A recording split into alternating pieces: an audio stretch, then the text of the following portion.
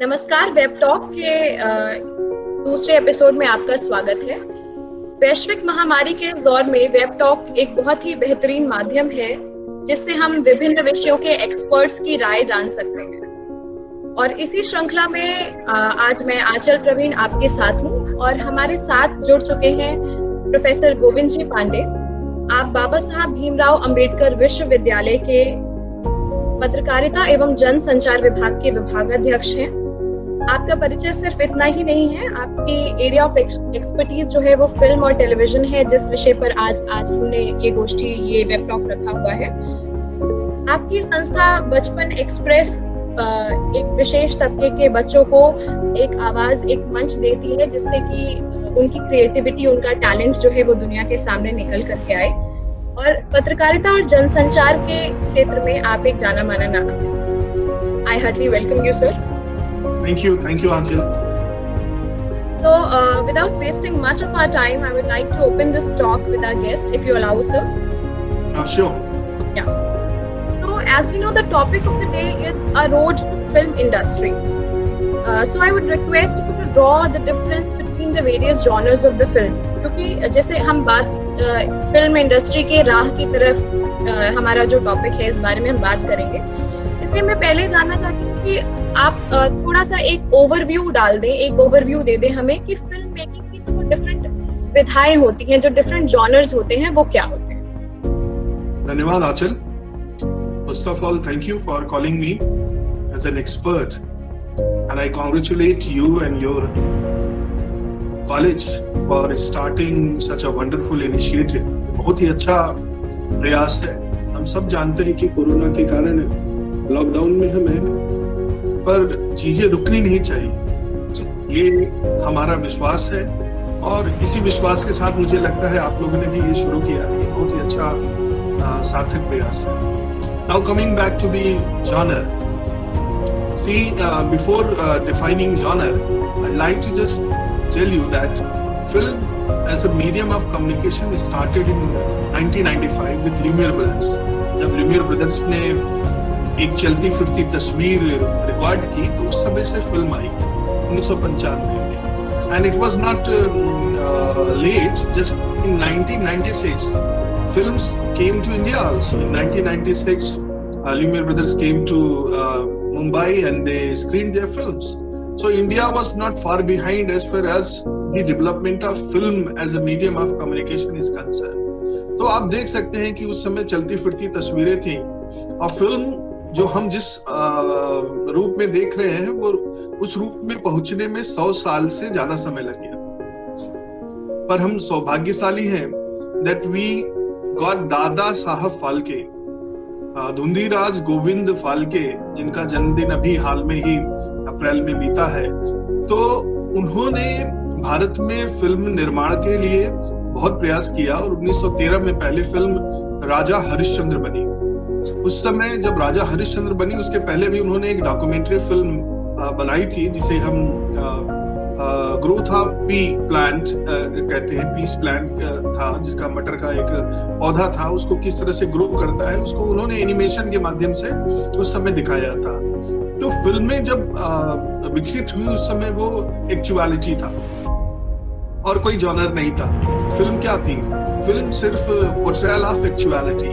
अगर हम Lumière brothers की भी बात करें तो उन्होंने क्या बनाया? उन्होंने सर्वप्रथम जो है arrival of a train, party, daily wages मजदूर, day of a labourer in a factory, इस तरह की फिल्में बनाई जिसमें कैमरा एक जगह रख दिया जाता था, बहुत बल्कि कैमरा होता था, कैमरा एक जगह रख दिया जाता था और उसको शूट कर लिया जाता था। फिल्म विधा के रूप में, नैरेटिव आर्ट के रूप में मुझे लगता है कि हेनरी ई पोर्टर रहे जिन्होंने 1903 में अ ग्रेट ट्रेन रॉबरी की बात की जिसमें कई 4 सीन्स थे। जब उन्होंने वहां से नैरेटिव स्ट्रक्चर आया फिल्म में, जहां कहानी कहने की विधा, जिसे हम कहते हैं ना कि कहानी, तो कहानी, आज हम जॉनर्स की बात कर रहे हैं तो ये जॉनर्स तो सब कैटेगरी है, लेकिन जॉनर के पहले फिल्म जो है वो किसी विचार को लोगों तक पहुंचाने का माध्यम है, किसी और माध्यम की तरह, चाहे वो रेडियो हो, चाहे टीवी हो, चाहे पेंटिंग हो, चाहे थिएटर हो, फिल्म भी आपके विचार को लोगों तक पहुंचाने का माध्यम है। माध्यम में तरह तरह की कैटेगरी आ गई जिसे हम जॉनर्स के नाम से जानते हैं। लेकिन अगर हम विकास की बात करें तो फिल्म जो है जब विकसित हुई तो एक्चुअलिटी थी, लेकिन फिर कहानी कहने की परंपरा आ गई। कहानी कहने की परंपरा जब आई तो कई तरह से कहानियां कहने जाने लगी। अब 1913 की आप अगर हम बात देखें तो जो सबसे पहला फिल्म का इज्म की बात करें तो एक्सप्रेशनिज्म आया, जिसे हम एक्सप्रेशनिस्टिक आर्ट फॉर्म कहते हैं। तो वो सिनेमा में भी आ गया, वो एक जॉनर के रूप में आया। जॉनर का विकास एकाएक नहीं हुआ है, जॉनर का विकास धीरे धीरे हुआ है। और ये डिफरेंट जो आर्ट फॉर्म्स थे, उन आर्ट फॉर्म को जब हम सिनेमा में लेके आए, जैसे पहला आर्ट फॉर्म था इम्प्रेशनिस्टिक आर्ट। अब जो इम्प्रेशनिस्टिक आर्ट फॉर्म था उसका डेफिनेशन क्या था? उसका डेफिनेशन यही था to present reality in its actual form, actual way. लेकिन जब आप सब जानते होंगे कि विश्व युद्ध लड़ा गया, विश्व युद्ध के बाद जनता उस तरह की फिल्में देखने के मूड में नहीं थी, तो लोगों ने, खासकर जर्मनी की जनता, जर्मनी है, फ्रांस है, जो लोग युद्ध में इन्वॉल्व थे, तो वहां पे एक दूसरी विधा, कल्चर हो गया। वो इंसान को उस समय बहुत ही क्योस था, उनका सोशल सिक्योरिटी नहीं थी, इकोनॉमिक सिक्योरिटी नहीं थी, समाज में एक दूसरे के प्रति मतलब एक दूसरे के प्रति बहुत ही इस तरह से था कि लोग एक दूसरे को शक की निगाह से देखते थे। तो ये एक्सप्रेशनिस्टिक आर्ट फॉर्म है जिसमें लाल रंग का इस्तेमाल बढ़ गया, काले रंग का इस्तेमाल बढ़ गया, शैडो का इस्तेमाल बढ़ गया, फिर उसके बाद एक डिसजॉइंटेड, जिसे कहते हैं कि टेढ़ी मेढ़ी संरचनाएं आने लगी। अब पेंटिंग में हम हॉरिजॉन्टल से हटके, जो हॉरिजॉन्टल फ्रेमिंग होती थी उससे हटके हम वर्टिकल फ्रेमिंग में आ गए। तो यहीं से एक एक्सप्रेशनिज्म है। एक्सप्रेशनिज्म को कई जॉनर्स का जन्मदाता कहा जाता है। जैसे आज हम कहते हैं कि ये हॉरर फिल्म्स, तो हॉरर फिल्म एक जॉनर है। ये इसका जन्म कहाँ हुआ? इसका जन्म एक्सप्रेशनिस्टिक आर्ट फॉर्म में हुआ, एक्सप्रेशनिस्टिक सिनेमा में हुआ। जैसे द कैबिनेट ऑफ डॉक्टर कैलिगरी एक फिल्म आई थी, उस फिल्म में जैसे हॉरर का कॉन्सेप्ट आया, ड्रैकुला का कॉन्सेप्ट आया, जो हम ड्रैकुला फिल्में देखते हैं वो फिल्में वहां से आई। साइंस फिक्शन जो हम देखते हैं वो वहां से उस तरह की फिल्में आई। नेस्फेटू एक फिल्म आई थी जो ब्लैक, जिसे कहते हैं प्लेग की बीमारी थी, यूरोप में हुई, इसके ऊपर इस तरह की फिल्में आई। तो एक्सप्रेशनिस्टिक आर्ट फॉर्म डेवलप हुआ और इस तरह के जॉनर्स को उन्होंने जन्म दिया। इसी तरह से आपने नियो रियलिस्टिक सिनेमा आया। नियो रियलिस्टिक सिनेमा में अगर बाइसिकल की इटली में बन रही थी, तो यहाँ भी भारत में 2 बीघा जमीन बन रही थी। भारत में बिमल रॉय, भारत में गुरुदत्त, भारत में राज कपूर जैसे लोग थे जो तरह तरह की फिल्में, नियो रियलिस्टिक सिनेमा पे फिल्में बना रहे थे। तो वो सोशल, जिनमें सोशल वैल्यूज थी, जो आम आदमी के जीवन की कहानी कहते थे, नया तरह का जॉनर या कैटेगरी पैदा हो गया। फिर उसके बाद एक नया वेव आया जिसे न्यू वेव हम कहते हैं अब सिनेमा, जिसमें फ्रेंच जो फिल्म क्रिटिक्स थे उनका बहुत रोल है। एक क्रिटिक है आंद्रे बेजन है, ट्रूफो है। ये लोग एक मैगजीन निकाला करते थे जिसका नाम था कहियर डू सिनेमा। वो उस मैगजीन ने इस तरह से जो है लोगों को सिनेमा के बारे में बताया कि आज हम सिनेमा जिसे डिसिप्लिन के रूप में देख रहे हैं, वो इन्हीं लोगों की देन है कि उसे लोगों ने सिनेमा को सीरियसली डिसिप्लिन के रूप में लेना स्वीकार किया। तो ये पूरा मतलब एक खाका है जॉनर बनने का। अब तो बहुत सारे ऐसे मिक्स्ड जॉनर जिसे हम कहते हैं कि साइंस फिक्शन फिल्म है, उसी में आप डिटेक्टिव सीरीज भी देख लेंगे, उसी में अन्य भी किस तरह से रोमांटिसिज्म है। तो बहुत सारी चीजें आजकल मिक्स हो गई हैं। जिस तरह से मोबाइल में हर माध्यम आ गया है, उसी तरह से एक ही सिनेमा में हर तरह का सिनेमा आपको दिखाई दे जाएगा। रियलिज्म भी दिखाई दे जाएगा, रोमांटिसिज्म भी दिखाई दे जाएगा, और तरह तरह की ड्रैकुला और हॉरर सब कुछ एक ही खिचड़ी की तरह परोस दिया जा रहा है। कहीं ना कहीं सिनेमा बदल गया है, जॉनर्स भी बदल गए हैं।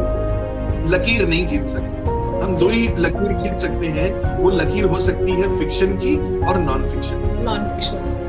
ये 2 बड़ी लकीरें हैं, फिक्शन और नॉन फिक्शन। अब इसके बीच भी बहुत कुछ मतलब बदल रहा है, तो उस बदलाव को देखने के लिए मुझे लगता है कि एक्सपेरिमेंट चल रहा है सिनेमा के क्षेत्र में, और ये एक्सपेरिमेंट चलता रहेगा। सर, मेरा दूसरा सवाल जो है वो आपसे, जैसे आपकी बातों से मालूम चला कि ये एक कॉस्टली अफेयर है जब हम फिल्म मेकिंग की तरफ जाते हैं। तो कोई व्यक्ति अगर ऐसा है जो कम बजट में या सीमित संसाधनों में फिल्म बनाना चाहे, तो क्या ये संभव है? क्या सीमित संसाधनों में फिल्म बनाई जा सकती है? बिल्कुल संभव है। ये तो मतलब जो बदलाव आया है टेक्नोलॉजी में, उस बदलाव ने तो आम आदमी के हाथ में दे दिया। देखिए, जब सिनेमा में धुंधीराज गोविंद फाल्के फिल्म बनाना चाहते थे तो उन्हें अपना सब कुछ गिरवी रख के इंग्लैंड जाना पड़ा कैमरा लेने के लिए। हाँ। लेकिन आज ऐसी नौबत नहीं, और फिल्म बनाते बनाते एक समय ऐसी स्थिति आ गई थी कि वो दिवालिया हो गए थे। तो उनको ऐसे लोग मिल गए थे जिन्होंने उनका सहयोग किया, नहीं तो उनकी तो दिवालिया बनने की स्थिति आ गई थी। पर आज टेक्नोलॉजी इतनी आगे पहुंच चुकी है कि हम मोबाइल फिल्म मेकिंग तक पहुंच चुके हैं। मोबाइल फिल्म मेकिंग, आप जहां हम मानते हैं कि आज जो मोबाइल है जिसके माध्यम से हम आप जुड़े हुए हैं, उसी माध्यम से बड़ी बड़ी फिल्में बन रही हैं। फिल्म मेकिंग का जो है डेमोक्रेटिक सेटअप हो गया है। अब फिल्म मेकिंग आम आदमी के हाथ में। आप देखिए कितने लोग लगातार छोटी छोटी ही फिल्में बनाते हैं, लेकिन बना के डिफरेंट सोशल प्लेटफॉर्म्स पे भेज रहे हैं। तो फिल्म मेकिंग मुझे लगता है कि अब सभी के बस का है। आपने बहुत अच्छा कॉन्सेप्ट दिया sir, democratisation of film making. हमारे भी जो स्टूडेंट्स हैं जर्नलिज्म और मास कम्युनिकेशन के, इनफैक्ट हमारे जो कॉलेज के काफी सारे स्टूडेंट्स हैं, वो इस दौरान लॉकडाउन में छोटी छोटी फिल्में बना करके अलग अलग चीजों पे वो अपलोड करते रहते हैं वेबसाइट्स पे। सर, मेरा नेक्स्ट क्वेश्चन है आपसे कि जब हम फिल्म मेकिंग की तरफ जाने की बात करते हैं या फिल्म लाइन की तरफ जाने की बात करते हैं, तो अमूमन हमारे दिमाग में एक्टिंग जैसे कॉन्सेप्ट्स आते हैं। तो एक्टिंग के अलावा और क्या प्रोस्पेक्टिव कैरियर ऑप्शंस हो सकते हैं जब हम फिल्म इंडस्ट्री की बात करते हैं? देखिए, फिल्म या फिल्म माध्यम एक बहुत बड़ा माध्यम है। इसको सिर्फ चमक धमक से नहीं देखना चाहिए। उस चमक धमक के पीछे बहुत बड़ा एक जो है सेटअप खड़ा होता है। अगर आपको फिल्म करियर की बात करें तो फिल्म को जिस तरह से हम डिफाइन करते हैं कि हम डिफरेंट फेजेस, प्री प्रोडक्शन हो गया, प्रोडक्शन हो गया और पोस्ट प्रोडक्शन हो गया, उसी तरह से करियर भी आपके पास प्री प्रोडक्शन में होते हैं, प्रोडक्शन स्टेज के करियर होते हैं, पोस्ट प्रोडक्शन स्टेज के। अब डिसाइड ये करना है कि आप जो है किस विधा में अच्छे हैं। अब जैसे प्री प्रोडक्शन का मतलब हुआ रिसर्च।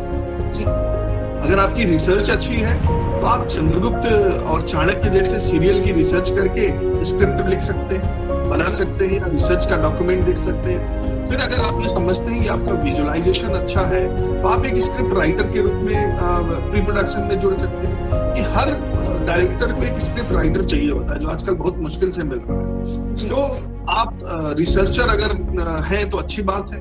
अगर आप रिसर्चर नहीं है, स्क्रिप्ट राइटर, हो सकता है आपका विजुअल सेंस अच्छा हो, विजुअल ग्रामर अच्छा हो, तो आप जो रिसर्च करके आपके पास आएगा उसको स्क्रिप्ट लेखन का आप काम कर सकते हैं। तो एक तो आप प्री प्रोडक्शन में रिसर्चर के रूप में काम कर सकते हैं, आप प्री प्रोडक्शन में इसको स्क्रिप्ट राइटर के रूप में काम कर सकते हैं। स्क्रिप्ट में भी स्क्रीन प्ले लिखते हैं कई लोग आपका शूटिंग स्क्रिप्ट लिखते हैं। फिर उसी स्क्रिप्ट में एक और भाग होता है डायलॉग राइटिंग का। कहानी के रूप में कुछ लोग लिख देते हैं, लेकिन हमने देखा होगा कादर खान एक्टिंग करते थे लेकिन वो डायलॉग राइटर भी थे, एक से एक डायलॉग उन्होंने लिखा है फिल्मों में। तो कितना बड़ा नाम है कादर खान का जो डायलॉग राइटिंग में है, तो उसमें भी बहुत पैसा है, आपको लिखने के लिए मिल जाएगा। तो प्री प्रोडक्शन में ये हो गया। अब प्री प्रोडक्शन स्टेज में और भी बहुत सारी चीजें होती हैं, जैसे लोकेशन, ठीक है। अब आज सोचिए कि लखनऊ में कोई फिल्म बनाने के लिए आ रहा है, आप अपनी एक कंपनी बना सकते हैं। वो कंपनी लोकेशन हंट कर सकती है। बाहर से, मुंबई से लोग आ रहे हैं, आपने अपनी कंपनी यहाँ पे बना रखी है, उनको जिस तरह की भी चीजें चाहिए, सरकार से परमिशन लेना है, किसी विश्वविद्यालय से परमिशन लेना है, कोई लोकेशन चाहिए, आपने पहले से वो सारा सब कुछ करके रखा हुआ है और उनको बुला के आपने उस तरह की सुविधाएं दे दी। इसके अलावा हम प्रॉपर्टी, जो फिल्म की आर्ट डायरेक्शन का, अब बड़ा आर्ट डायरेक्शन का काम बहुत बढ़ रहा है। आप ये सोचिए, उसका कारण है कि जो पीरियड फिल्में बन रही है उसमें आर्ट डायरेक्टर का काम बढ़ता चला जा रहा है। अब आप सब लोगों ने बाहुबली फिल्म देखी।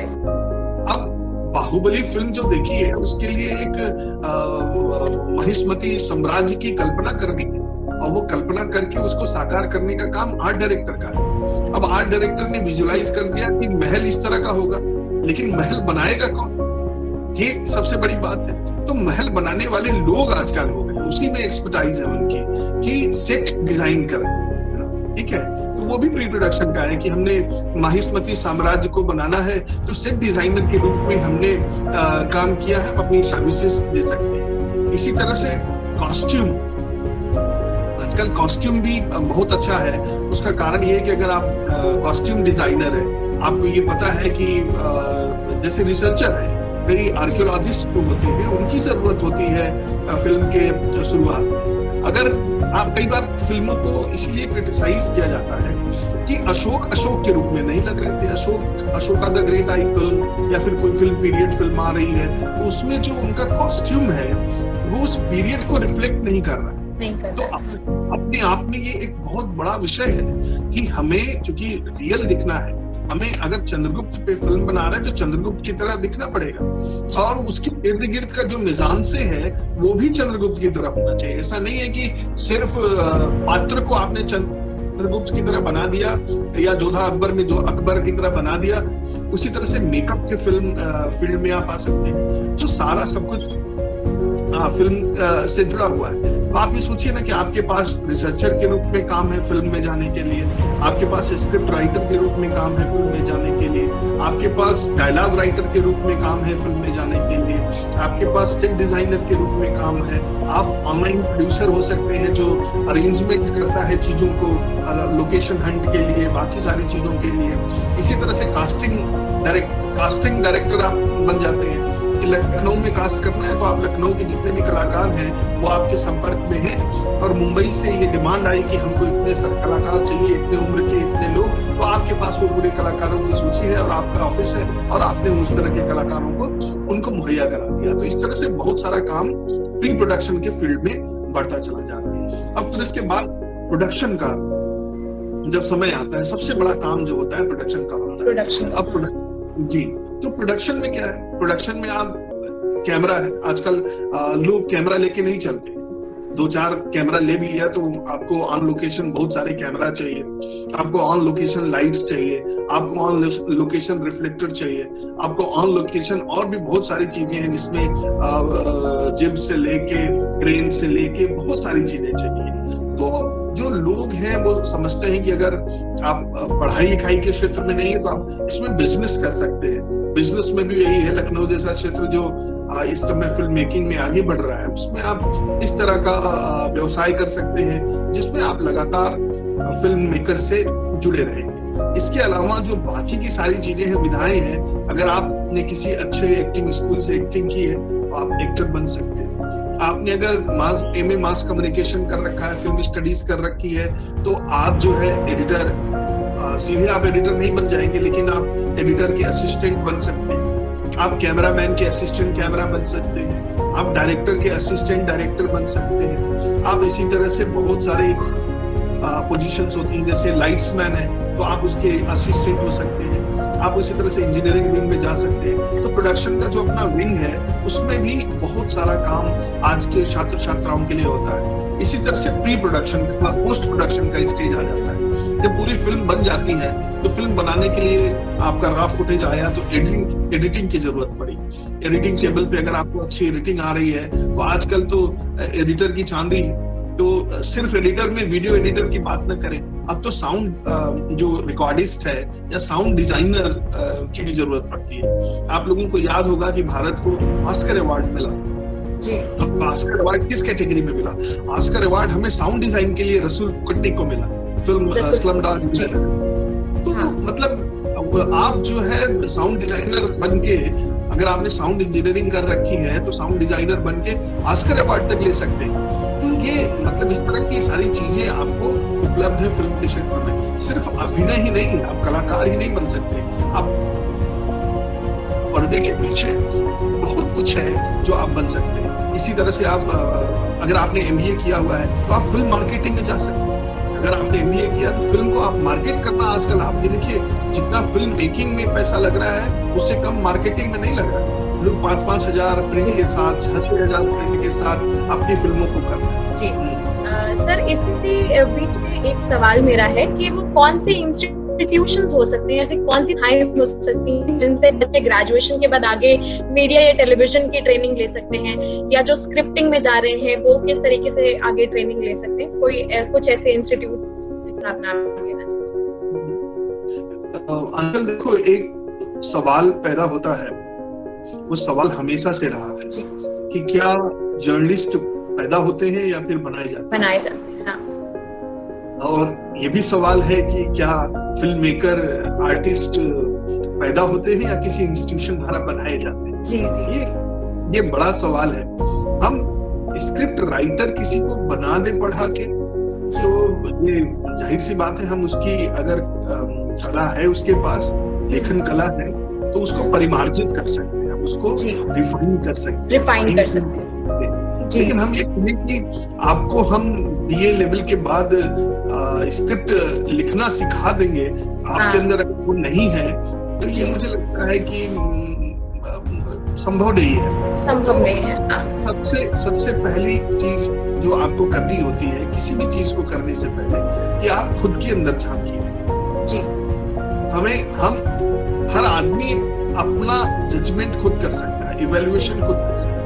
हमसे बेहतर कौन जज हो सकता है? हमारे शरीर के अंदर कितना खून है, हमारे शरीर के अंदर क्या क्या चल रहा है, ये तो हमें बेहतर पता है। हम क्या है, हमसे बेहतर और कोई नहीं जान सकता। और फिर हम जब अपनी क्षमताओं को जान जाए, तो फिर उसके बाद जो है, जाहिर सी बात है कि हम चुनाव कर सकते हैं। हर आदमी तो हनुमान नहीं होता कि उसके अंदर क्षमता है तो जामवंत चाहिए उसे। हाँ। ऐसा बहुत कम होता है कि हनुमान रहे और उसको पता न रहे उसकी क्षमताओं की। इसीलिए शैक्षणिक संस्थान होते हैं जो जगह जगह पे ऐसे कुछ हनुमान को जामवंत की जरूरत पड़ती है। लेकिन ज्यादातर जगह पे आपको खुद जानना चाहिए कि आपकी क्षमता क्या है, आप क्या कर सकते हैं। सबको पता है कि वो अच्छा बोल सकता है, वो अच्छा लिख सकता है, वो अच्छा गा सकता है, वो अच्छा नाच सकता है, ये सबको पता है। जब आपको पता है तो आप उसी विधा में आगे बढ़ने की कोशिश करिए। जरूरी नहीं कि हर लोग अमिताभ बच्चन बन जाए, जरूरी नहीं कि हर लोग सलीम जावेद बन जाए, लेकिन ये है कि हाँ, आप उस क्षेत्र में पहुंच जाएंगे। सभी खुशवंत सिंह नहीं हो सकते, सभी प्रणव राय नहीं हो सकते, लेकिन हाँ, उसमें काम करके अपनी जीविका चला के अपने परिवार को हम पाल पोस सकते हैं। ऐसा भी बहुत सारे, ज्यादातर लोग मिडिल क्लास में ऐसे ही होते हैं। तो जब आपने बीए कर लिया है, तो मेरा ये मानना है कि अगर इस फील्ड में जाना है तो आपका लिटरेचर पे कमांड होनी चाहिए, चाहे वो हिंदी भाषा हो या फिर अंग्रेजी भाषा हो। whatever language you basically you have chosen, you must have command of it. अगर कमांड नहीं है तो आप ये मान लीजिए कि यहीं से आप रिजेक्ट हो जाएंगे। क्योंकि कहा जाता है कि फिल्म में जो है पढ़ाई का कोई रोल नहीं है, ऐसा कुछ नहीं है। जब आप पढ़ते हैं, जब आप उसको मांझते हैं, तो अमिताभ बच्चन देखिए ना, जब बातें करते हैं या फिर अपने पिता की कविता पढ़ते हैं, तो कितना भावपूर्ण मतलब उनका प्रवाह होता है। कहीं ना कहीं पढ़ाई का असर होता है। तो इसलिए इंस्टीट्यूशंस बने हुए हैं। अब ये तय करना है आपको कि क्या करना है। मान लीजिए एक्टिंग में आपको जाना है, तो हमारे यहाँ एक्टिंग में जो भी करियर बनाता है, उसके लिए नेशनल स्कूल ऑफ ड्रामा है, जो दिल्ली में है। अगर आप समझते हैं कि आप आर्टिस्ट बनना चाहते हैं, तो नेशनल स्कूल ऑफ ड्रामा चले जाएं, जहाँ पे आप आर्टिस्ट के रूप में अपनी ट्रेनिंग लेने। आजकल बनारस में भी एक ट्रेडिशनल जो नेशनल स्कूल ऑफ ड्रामा है, उसका सेंटर खुल गया है, जो ट्रेडिशनल थिएटर को आगे बढ़ाता है, तो आप वहां जा सकते हैं। इसी तरह से और भी बहुत सारे प्राइवेट इंस्टीट्यूशंस हैं, जैसे विस्लिंग वुड करके एक नाम है, सुभाष घई ने बोला, एक संस्थान है, पर वो बहुत महंगा है, 12 लाख रुपए उसकी फीस है, तो हर लोग अफोर्ड नहीं कर सकते उसको। इसी तरह से मारवा जो है वो है, उसको भी फिल्म मेकिंग में आप जाना चाहते हैं तो आप वहां जा सकते हैं।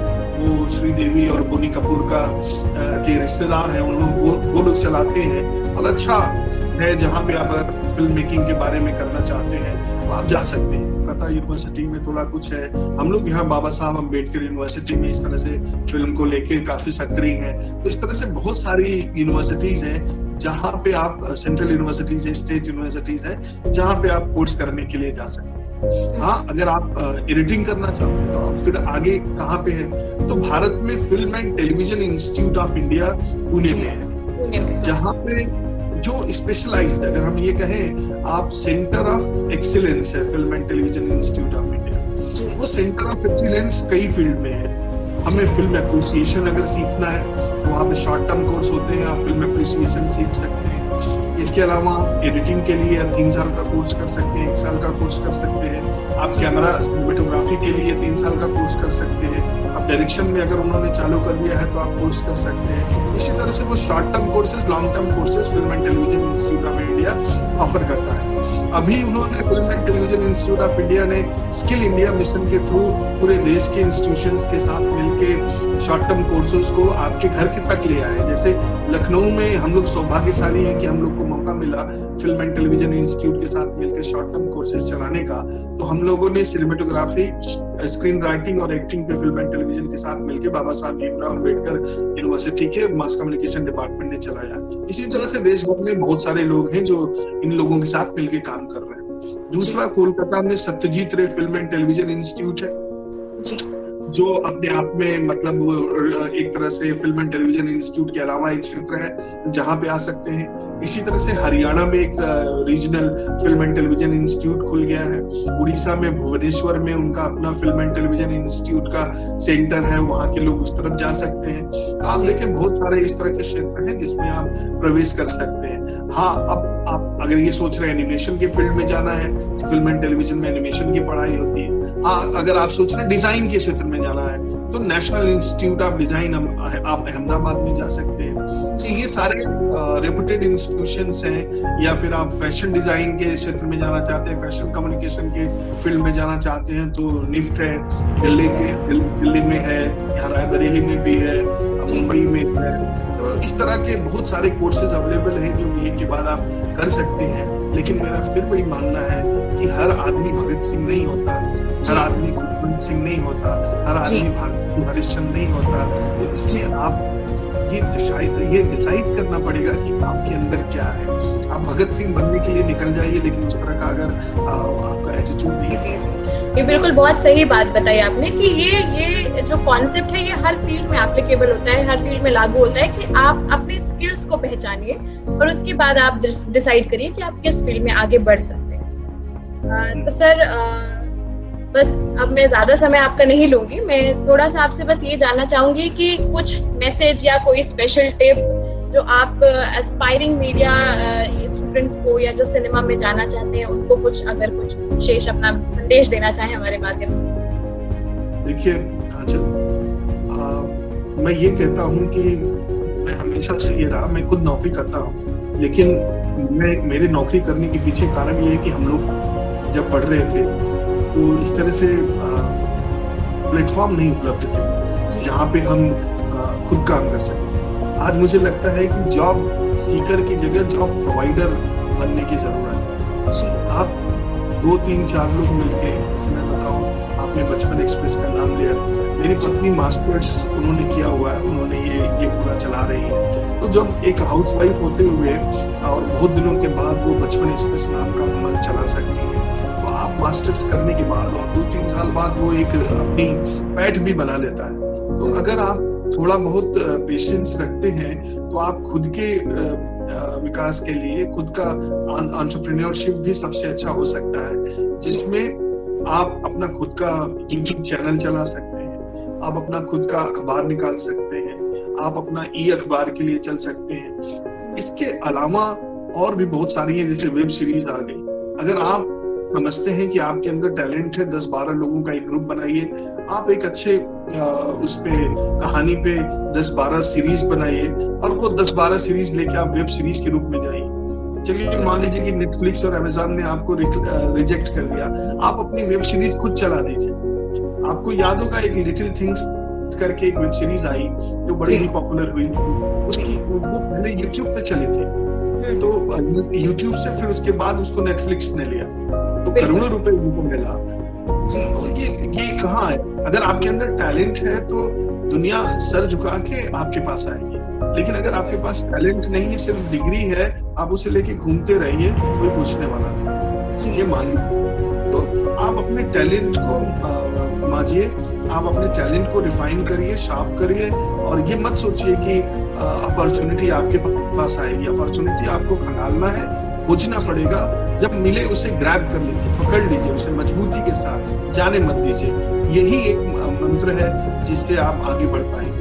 और अगर आप ये सोचते हैं कि आपने डिग्री ले ली, कहीं से भी डिग्री ले लीजिए। मुझे तो लगता है कि IIM में भी ऐसे लोग होंगे जिनको नौकरी नहीं मिलती है, IIT में भी ऐसे लोग होंगे जिनको नौकरी नहीं मिलती, जिसकी सूचना हम लोग के पास आ नहीं पाती।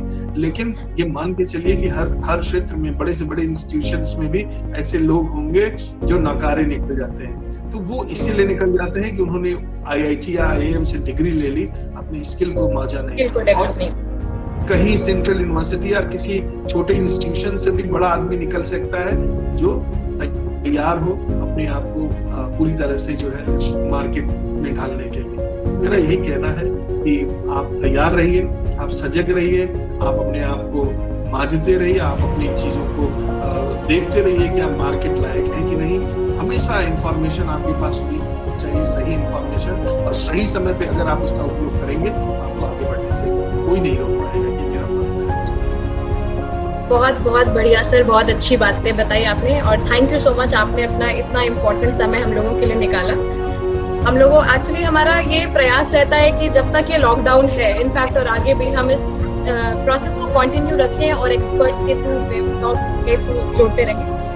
तो बहुत शुक्रिया आपका कि आपने हमारे लिए समय निकाला। आपको दिल से धन्यवाद। और इसके साथ ही मैं अपने बाकी सारे साथियों को बहुत ज्यादा धन्यवाद करना चाहूंगी।